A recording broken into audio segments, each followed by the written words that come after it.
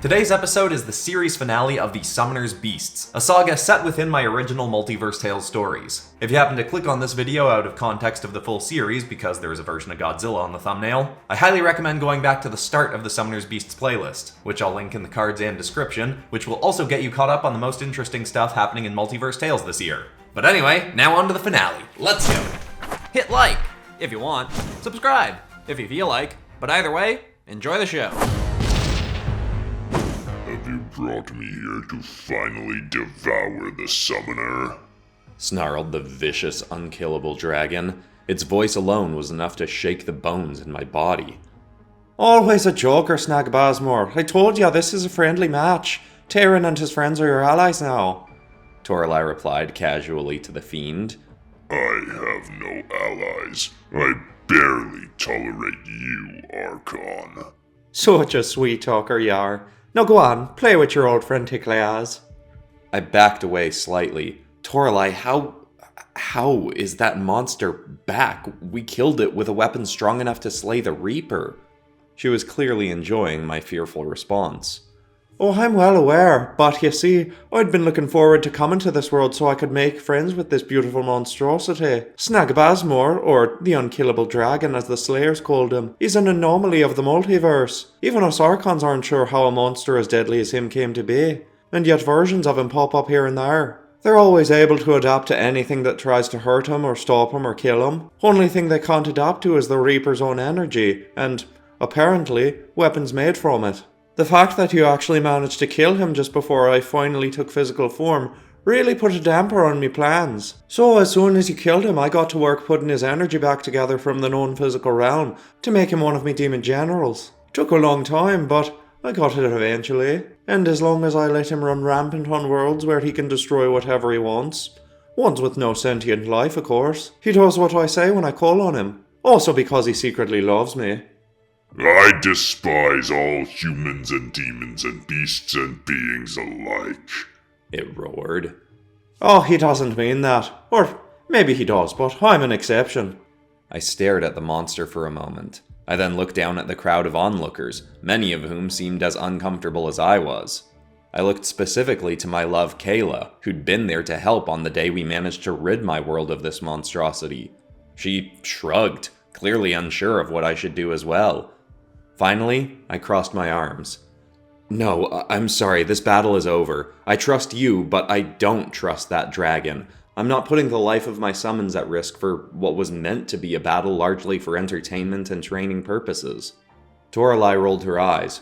Oh, come on, Tayrun. I was just trying to give you a funny little shock by revealing him. But he's not as bad as you think. Snagabasmore, seriously, you kill anything and I let the Slayers chain you up again, got it? He breathed out through his nostrils and bursts of black fire shot on either side of Torreli's body. I only comply because I want to face something more mighty than the futile insects there are to be found in the world you've let me ravage. And because I have the slightest fragment of respect for the summoner for successfully slaying me. That is no simple task. Technically, Dresden had been the one to kill it, but hearing any amount of praise from this creature was not something I ever would have anticipated. Still, I was hesitant to let any of my beasts anywhere near it. Though, if my beasts could best it in combat, that would essentially prove that I had a roster of monsters mighty enough to qualify me as one of the heavy hitters, so to speak, of my team of allies. I would feel all the more confident sending them up against Archon demon generals and even Archons in the future. Torreli could clearly tell I was still undecided and added a very tempting new layer to our battle. Alright, how about this, Tayrun? If you go through with the rest of the battle, not only will Snagabasmore here not kill any of your monsters, but if you do somehow manage to beat him, I'll let you make this pretty dragon here one of your new summons.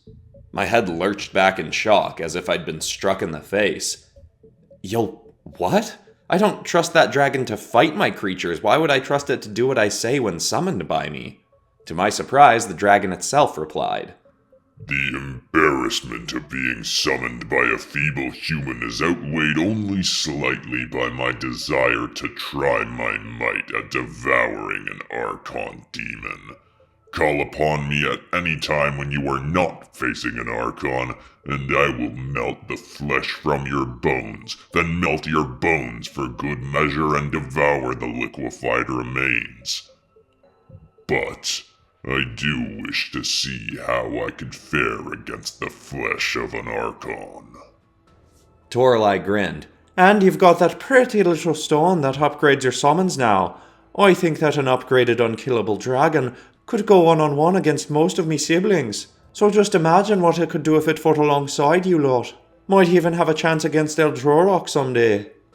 I felt crazy for considering it, seeing as how this beast even scared the slayers of cursed predators who had faced the most vicious beasts in the history of my world. But having the Unkillable Dragon as a summon was too tempting to pass up. Plus, my current beast in the brawl, Tikleos, was one of the few monsters in existence that had successfully calmed the Unkillable Dragon. The Slayers told me they'd once put these two in containment together, and Tikleos had an exclusively positive effect on the wretched dragon. Maybe this could end quickly without a fight even needing to occur. Though, I doubted that would be the case. Alright, Torreli, Snag Bazmore, you have a deal. We'll finish this fight. Correction. I will finish this fight. Snag Bazmore swooped off the side of the cliff down towards Tikleos, waiting patiently in the forest below. My ever-optimistic slime creature hurled its tentacles upward to meet the dragon. However, when they collided with it, nothing happened. The dragon continued to soar down, opened its maw, and spat a beam of purple and black flames. They swelled around Tikleos, eviscerating the trees all around it, making a foul stench burst across the field. I also felt searing pain across my body. Whatever these flames were, they were clearly powerful enough to actually harm Tikleos. The dragon got closer, swooped through its own flames, and tackled my slime beast, swooping it up into the air. My creature, for once, had a distraught look on its face as it tried to hug the vicious dragon to no effect. Your viscous flesh may have brought me peace before, but I have since adapted to your effects. My body now produces a film that negates all external moisture from impacting me. You, however, are not immune to my flames. It rapidly halted its flight, and my creature flung off it. The dragon shot more flames at my beast as it fell, and I heard a tortured cry emanating from it that I felt deep in my soul. Seeing and feeling Tikleos in pain was unbearable. Before it even struck the ground, I released my summon, apologizing to it as I did. Perhaps I was writing off Tikleos too quickly, but if its effects truly didn't work, then there wasn't much left for it to do, as combat was not its strong suit. The creature vanished from the battlefield back to the base of the Slayers of Cursed Predators, and I hoped it recovered quickly. The dragon snarled. You had better have something more powerful waiting for me, Summoner. Do not waste my time with weaklings. I was down to one final summon, but thankfully, it was the fiercest I had.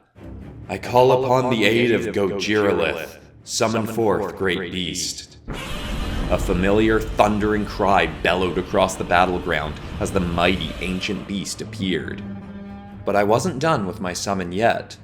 My stone had finished recharging.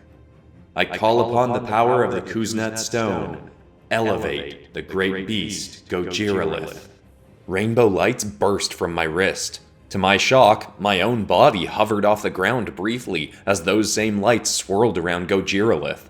The dragon's form, surprisingly, didn't grow. In fact, it seemed to get leaner. The spikes on its back did extend, though, and they shifted into a bright purplish-pink hue.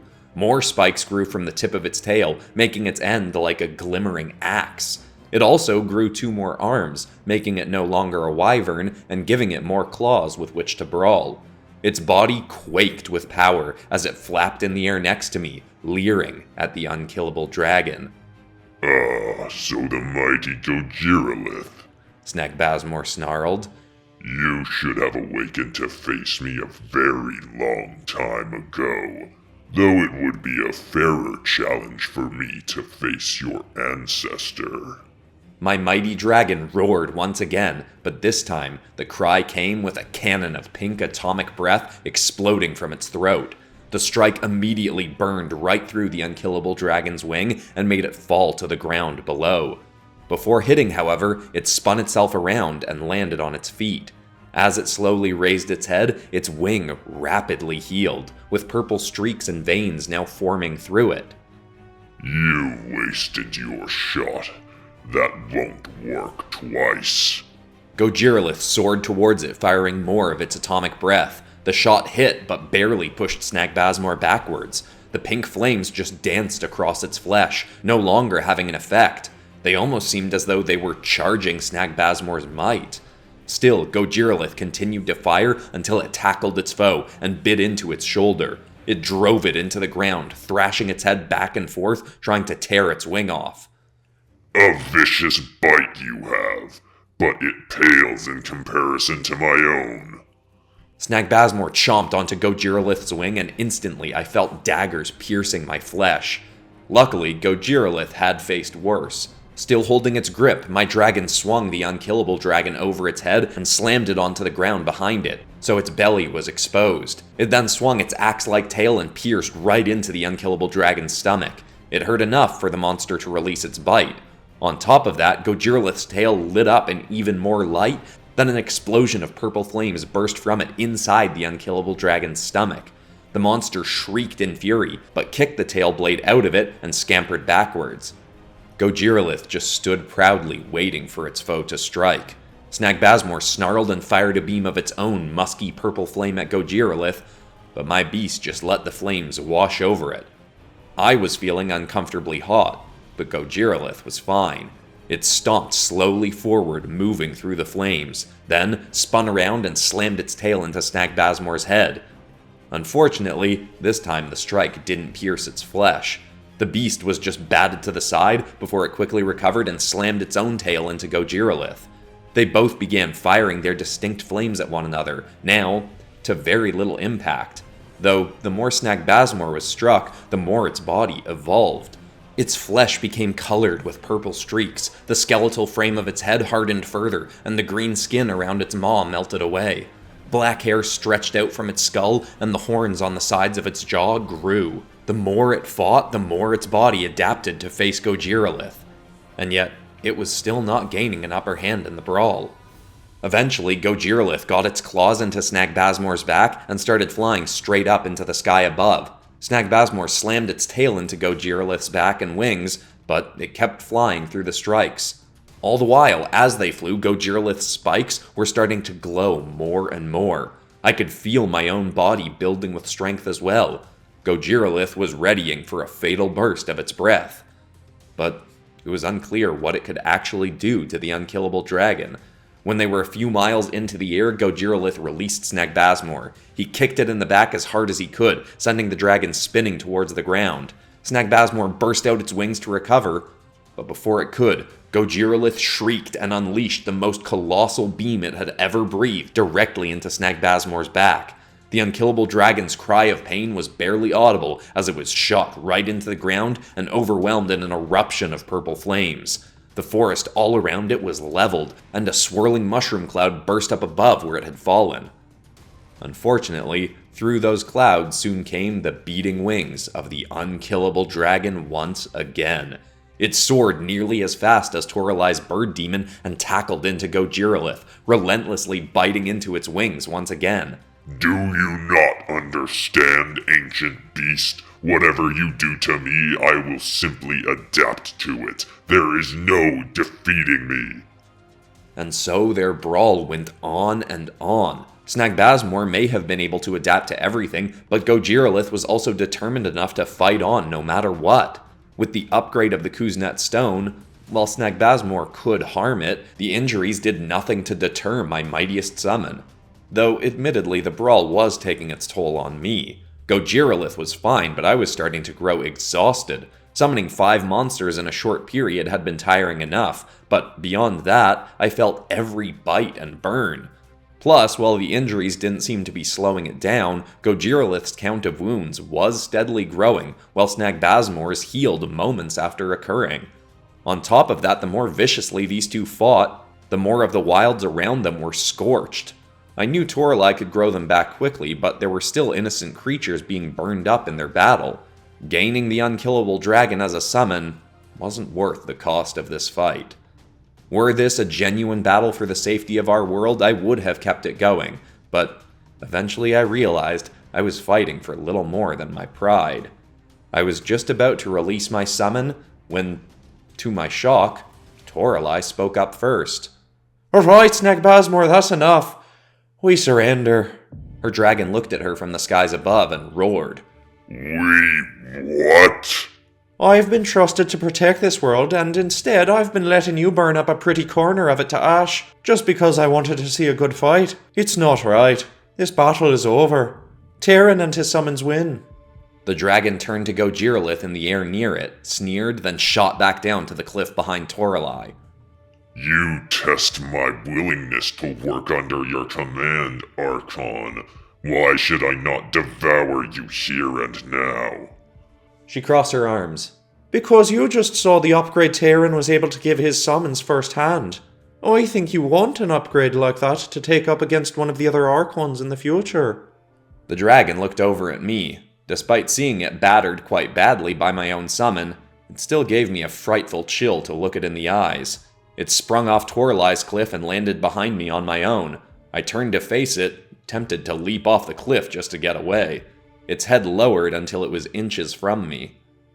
Remember this, Summoner. Call upon me at any moment when an Archon is not present and waiting for me to slay, and you will not survive long enough to regret the mistake. You are truly letting me make you one of my summons, then? Do not presume you will have any power over me when you do call. But yes. The thought sent an excited and somewhat fearful tremor through my body. I looked up to Gojirolith, thanked it for its aid in the battle, then released it to whence it came. My hand shook as I considered placing it on the snout of the Unkillable Dragon. Make this fast, Summoner, before I change my mind. I took a deep breath and placed my hand on its burning hot skeletal head. I hereby align with Snagbazmore and allow my consciousness to consider it another vessel. When it accepts my call, our souls unite as one. Purple and black streaks swelled around us both. A foul stench filled my nose like rotted flesh, and a new kind of power surged through my body. It felt sadistic, almost as though it were making me want to kill something just for the fun of it.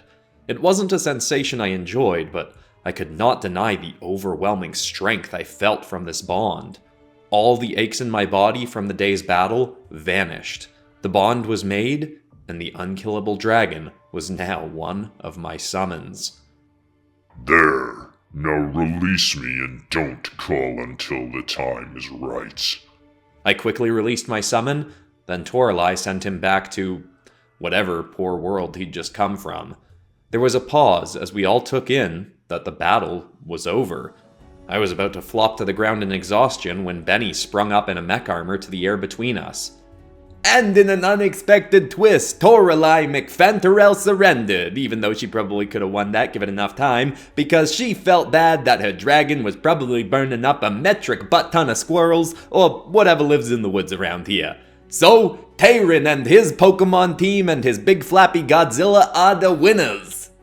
Despite the chaos we'd all just witnessed, everyone cheered. Even the Slayers, who'd been made uncomfortable by the presence of Snagbazmore, seemed pleased with the outcome. And while I hadn't expected it, Torreli taking a knee in that battle just made me all the more certain she'd be a wonderful overseer and protector of my world, leaving me free to do more good work with my summons and friends out across the multiverse.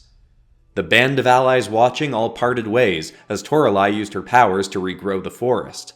I was reminded of the incredible creation powers Archons had, as the forest went from smoldering ash to more lush than it had been prior to our battle in only a few moments.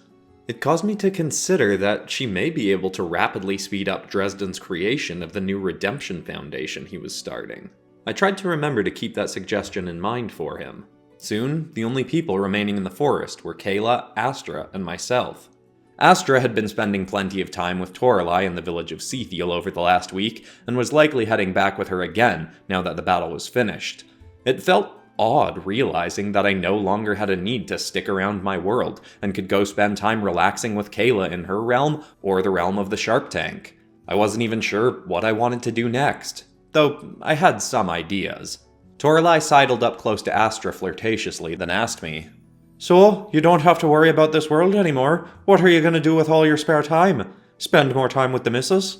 I looked at Kayla, happily knowing that would be part of my plan, then replied, "Well, I do think after all this I could use a few days relaxing with Kayla, though after that I was thinking it may be a good idea for us to go investigate that world the Archons are all so eager to invade. What can you tell me about Tarsa and the Archon's connection to M308? She grinned and put her hands on her waist. "Astra, are you alright to stick around for a rather long story?" Astra rolled her eyes. "Well, there are other things I'd rather do with you, but I guess I am curious about all the horrible things my mother has done that she neglected to tell me about. If you can tell us anything that might help us beat her, then I guess it's worth a listen." For the next few hours, Torreli told us a tale as intriguing as any I'd heard from my own world's history. It even gave me hope that there may be beings from that world who'd be able to help us defeat Tarsa. She had clearly done many horrible things to that realm in her time there, and even if the tale told was from millennia ago, like Tarsa, her foes from that realm may still be alive today. Apparently, that world even has its own unique breed of Reaper, perhaps one that could help us against the other Archons. By the time the tale was done, I was certain that visiting that realm was a necessary step in defeating our multiversal foes. I looked to my love. "Well then, care to take a trip with me to a realm of gods and monsters?" She grinned. "Do you even have to ask?" I'd still take a few more days to rest and recover, but it wouldn't be long before Kayla and I set off in search of the legendary heroes of M308, Mythal and Ortis Phonemo. And, of course, I remained open to the possibility of finding some new, exciting beast summons in that world as well.